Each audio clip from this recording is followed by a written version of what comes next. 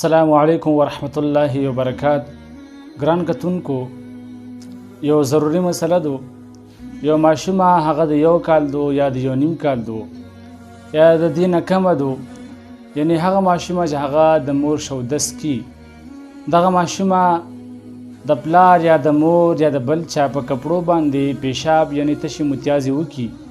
آیا دغه کپړې نجسې شوې او که نه شوې؟ ګران کتونکو، زموږ تاسو په دغه زمانه کې په دغه معاشره کې ډېر خلک د دغه مسلې نه بې علمه پاتې شوي دي.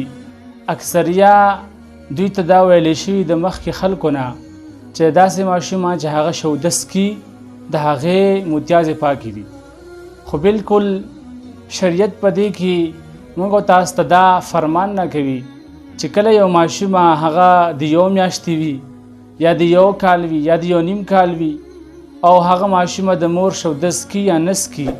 خو دغه ماشومې د چا په کپړو باندې متیازې یعنی پیشاب وکړل، دغه کپړې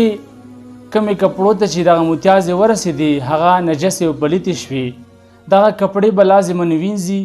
او دغه کپړې چې کله وینځي دغه کپړې پاکې شولې، او دغه متیازې چې کوم بدن ته ورسېدې د بدن کومې حصې ته ورسېدې هغه بدن هغه حصه به هم وینځلی شي. او دویمه خبره ده، بعضې خلک په دغه غلط فهمۍ کې پراته دي چې کله په هغه کې ماشومه متیازې وکړي دوی دا سوچ وي چې زموږ اودس مات شو یا به موږ باندې یو غسل واوښتو. اکثریت چې دی موږ نه داسې پوښتنې شوي دي. ګران کتونکو، کله چې یو ماشومه په چا کې متیازې وکړي نو هغه کس که دغه متیازې بدن ته ورسیږي که دغه متیازې کپړو ته ورسیږي، صرف دغه پلیت ځایونه به ووینځي، په دغه کس باندې په دغه انسان باندې نه غسل فرض دی، نه واجب دی او نه په اودس فرض دی. واخر دعوانا ان الحمد لله رب العالمین.